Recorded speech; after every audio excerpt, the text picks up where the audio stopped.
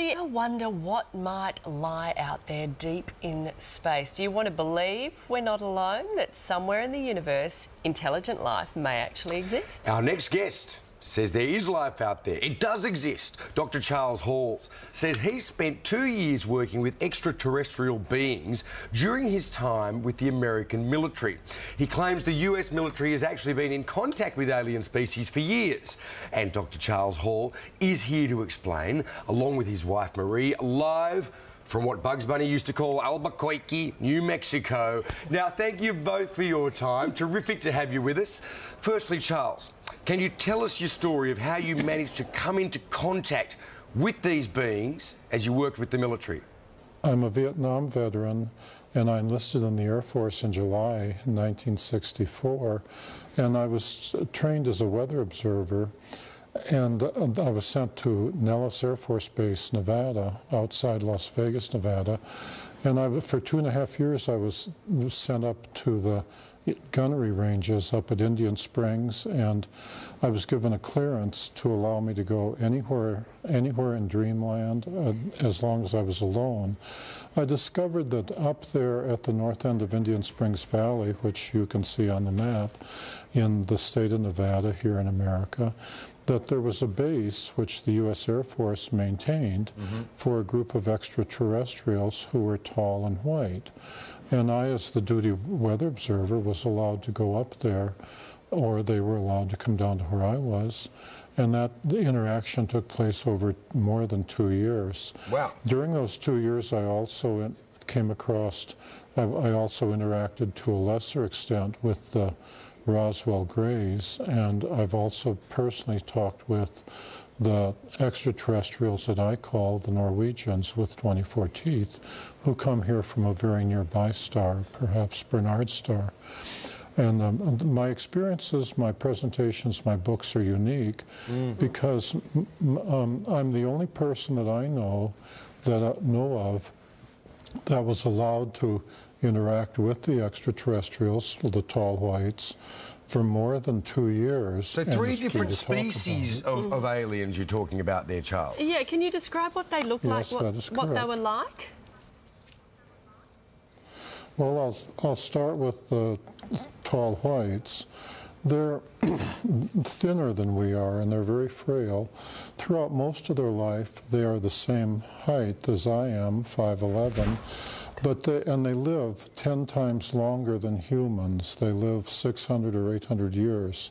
Wow. But they don't age the way we do. When they get to be equivalent to a human of about 40 years, that means when they're about 400 years, they start growing again instead of aging as humans. Right. And then they go, and this continues, and so that by the time they get to be 600 or 800 years old, they're very tall, 8.5, 9, or 10 feet tall. But this is not necessarily good because their skeleton grows more than their internal organs. And so there comes a time after 600 or 800 years when their skeleton, their body is tall, but their organs can't support it. At which time they die a natural death, because they're just flesh and blood creatures like we are. If they injure themselves, it takes them 10 times longer to heal up than a human. Yeah. So there's a trade-off. Yeah, right. They still look fresh as a daisy when they go, though. They look like Tilda Swinton.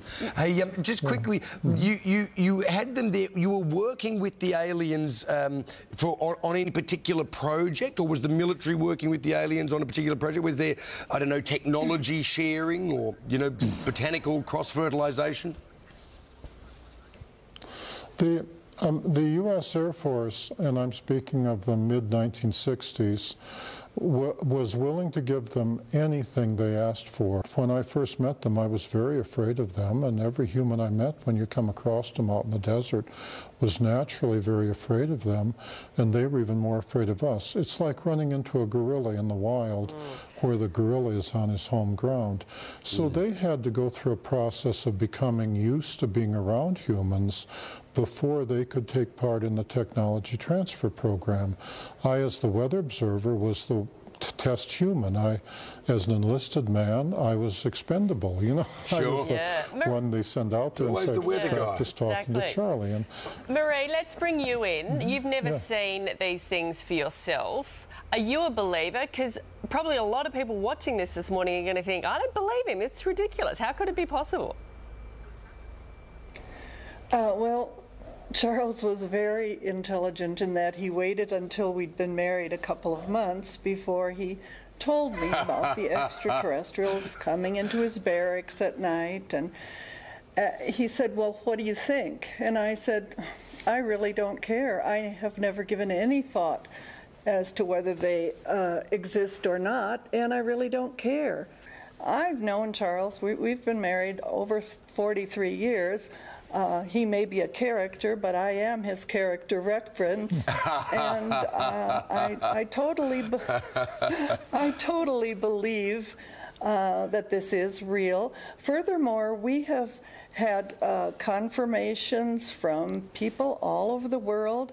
We have never had any serious tire kickers, you know, people who say, well... Well, certainly there seems to be a lot of people, around the world who would support your view on this, who seem to have had their own experiences, but probably not quite as intimately as you.